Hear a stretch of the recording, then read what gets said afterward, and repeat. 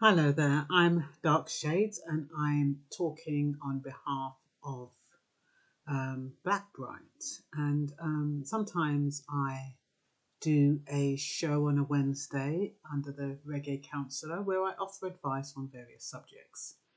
And today I just wanted to talk generally with you about how you're feeling with the COVID-19 going on.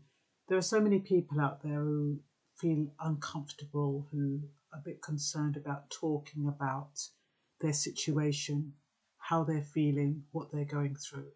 And they find that they haven't really got anyone to talk to. I mean, sometimes if you've got friends who are going through the same thing, yes, you can have some empathy on that part, but who's able to give you support? And there are so many things going on with regard to COVID. Not only, I mean, they tell us not to turn on the TV more than, say, about, especially if it's the news, more than, say, about 5 minutes a day, twice a day, 5 minutes a day, and to watch comedies and to watch things that make us laugh. So it kind of distracts us a little bit about what's going on. But what happens when the reality hits about what is going on? What happens if you've got somebody in hospital who you can't visit because of COVID-19? What happens if you've got grandparents who've been isolated? What happens if you've lost your job? What happens if you can't homeschool, you don't feel comfortable homeschooling because you don't feel as though you've got the skills? What happens if you find yourself in a relationship that's unhealthy and it was fine when your husband or your spouse was going to work and now you're spending more time together because of the circumstances? What happens then? There are so many different elements to this COVID-19 that can affect each individual. When you go out, you're constantly reminded that COVID-19 exists. If it doesn't exist by the fact you're looking around and seeing everybody with masks, it exists by the fact that when you go into the shop, you're forced to social distance. When you're going to buy something, you're forced to stay, everything you want is taking longer than usual. So you're constantly reminded. And then when you're looking around, you see all these little adverts, subliminal adverts about COVID-19. So you can't get away from it. And you're constantly reminded that your life has changed, that things are different, and maybe things will never be the same. So it's very important at this time to take charge. And that might be easy to say, but that is all you have. All you have is what you can control. You can't control the bigger picture. You can't control what's happening outside. All you can do is control yourself and your space and that little area in your life that you still have an element of control over. Mostly it's your mind. Your mind is a very powerful tool, and it's what distinguishes us from the animals. We can actually program our mind to think whatever we want. And a lot of people don't know that. I was watching Gogglebox, and they were showing this woman, and she was, I know it sounds a bit off the cuff, but she was teaching women how to get an orgasm just through thinking about it. No man involved, nothing, just the thought. And that might seem a bit far-fetched, but what I'm saying is that your mind is your gold mine. You can make it believe anything. It can give you strength in the worst scenario. So if you can kind of change your thoughts and thus change your mind, it will change the way you feel. And the remarkable thing is when your feelings change, your actual mood changes. Now, I'm not going to say to you all think positive and, get up and do exercises and stuff like that. Because for some people, that's just like, give me a break. Do you know what I'm going through? No, I'm not going to tell you to think positive. But what I am going to tell you to do is see if you can get some control over your mind. Control the way you think. Control the things you think about. Because that is where your source of depression and upset and anxiety comes from. It comes from the mind. It comes from your thoughts. And you can imagine how many thoughts you have going through your mind every day, especially with what's going on. I mean, you turn on the TV and you're likely to say, oh, bloody hell, is there going to be another lockdown? Is there, does that mean I'm not going to be able to work? What does that mean for my family? Those are thoughts. So instead, be proactive. Plan ahead what you know you're going to see on the TV screen. You know you're going to see something about the coronavirus. So if you know ahead, you're not going to build up resistance to it. What you're going to do is say, oh, the coronavirus, they're going to be talking about it today, probably the same old thing. What am I going to do to build up my resilience against it? If they tell me A, B, C, D, and E, what can I do about those separate situations?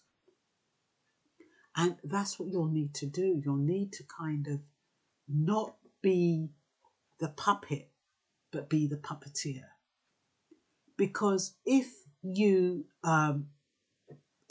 go ahead forward with expectations, unrealistic expectations, like people are saying, oh yes, everything's going to go back to normal.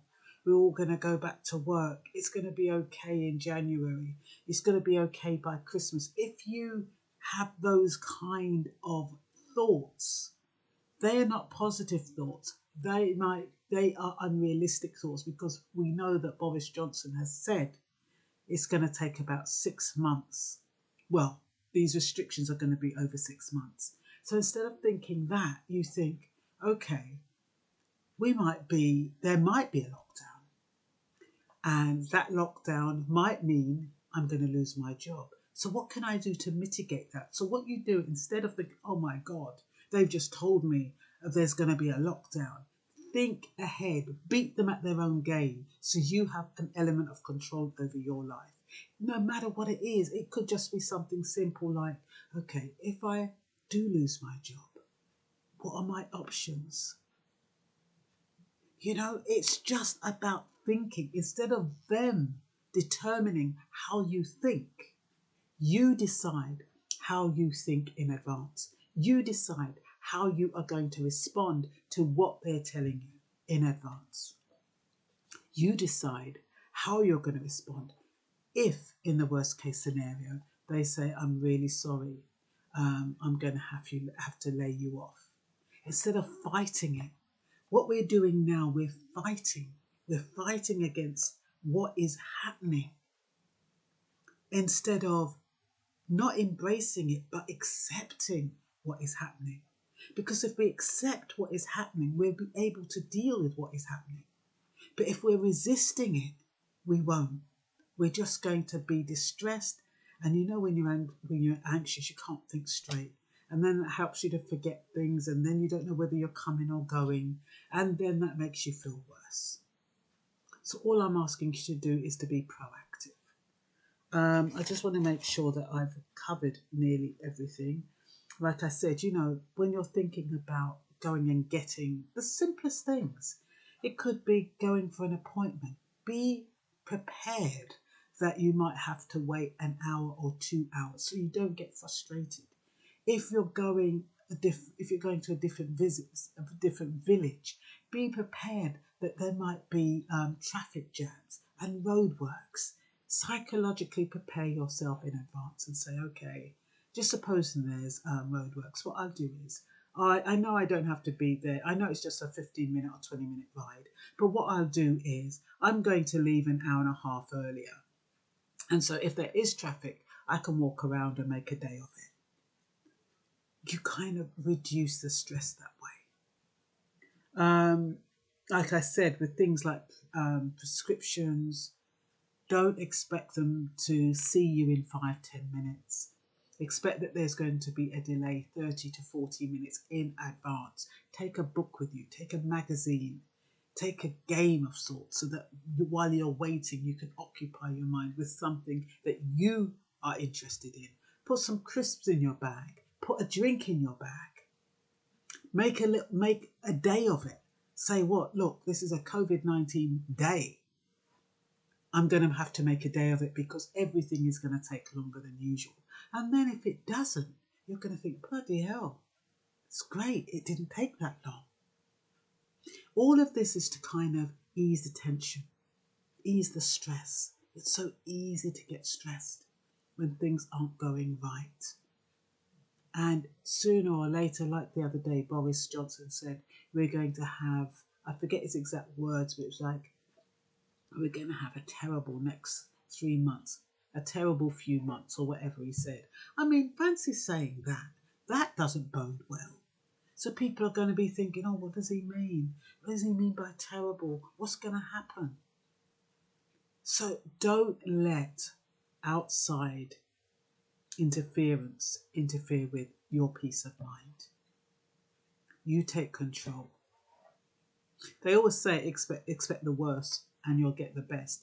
But the funny thing with that is, depending on how your worst case scenario, it might not be a good idea.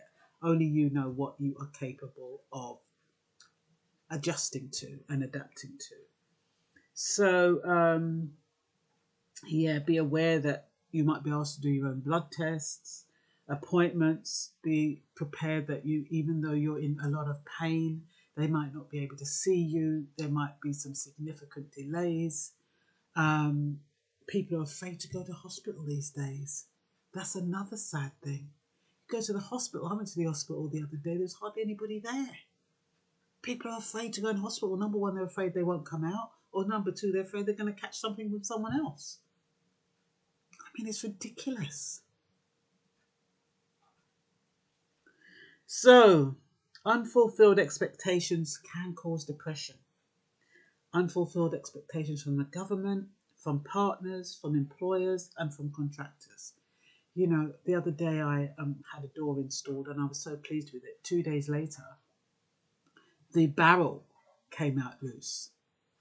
And I had to think, oh, you know, you can either get yourself so wound up, oh, I've just spent all this money on a door and now the barrel is loose and those stupid workers, and you can get yourself tied up, or you can make a phone call and say, I had this door installed, the barrel has come away, can you arrange for somebody to fix it as soon as possible because I can't go out. And it kind of eases the tension depending on how you view it. I also put my car in the garage. Well, I gave my car to be taken to be spray painted. I didn't think about taking a photograph and going around my car and checking to make sure it was intact. Oh no. I was so happy that somebody was going to pick up the car and take away the responsibility of me driving all the way to Aylesbury. I was glad for him to give me the key and make him drive off. A couple of hours later, I get a call to say, oh, the back of your bumper's all smashed in. Do you want us to fix it? I could have lost it. What do you mean? The back of my bumper? Well, I didn't lose it, but I did need to address it because I said there was nothing wrong with my bumper when that man took it. But what did I have to prove? I could have got myself in such a tizzy. But I said to myself, what can I do about it now? It's my fault. I didn't take the photograph of the car. So therefore, I've got no proof that that car didn't look like that when they took the car. And I said to them, look, what would be the point of me spray painting the side and not the back? But they were adamant that that is how the car came to them. So I just had to ask them what the estimate was for them to do the back and pay for them to do it. Knowing that, I'll know next time. Next time, if there is a next time and I have to give my car to a garage, I'll make sure I'll go around it and take photographs of it. So I look at that as a learning, as opposed to getting myself, oh, they're trying to rip me off. It's just because I'm a woman and all of this stuff, and because I live, you know, because I haven't got anyone with me or whatever. So I can ease all of that stress and that tension. So all I'm saying is the way you think and the way you handle things can give you a bit of peace of mind, especially during the coronavirus, especially during COVID-19, especially when day in, day out, we're being bombarded with negative information and negative programming. And just remember, it's programming. You have a choice what you watch, what you listen to. You're not going to miss anything. The only, that's why it's good to just look at the headlines. You don't even have to look at the news. You can look at the headlines on, you have a Newsbreak app. Put that on your phone and just look at the headlines. Make sure you're not missing any rules that might get you in trouble if you don't obey them. But apart from that, you don't need to know the ins and outs of what's going on and get yourself depressed. All you need to know is the key things, and you can do that through breaking news. They've got a little app called Breaking News or News Headlines. And then you can control what you want to read about and what, so it doesn't infiltrate your mind and make you feel uneasy, anxious. And all the other things like relationships and stuff like that. Now is the time to kind of exercise patience and talk and understand that the other person might be just going through what you're going through, and try to approach it in a calm way. I know it's hard. It's hard because everything isn't going the way you want it to, and you're probably feeling frustrated, angry, resentful, all of those things, betrayed. The system's betrayed you, your employers betrayed you, the government's betrayed you. You can think of all of those things, or you can say, I can do stuff for myself. I'm not an invalid.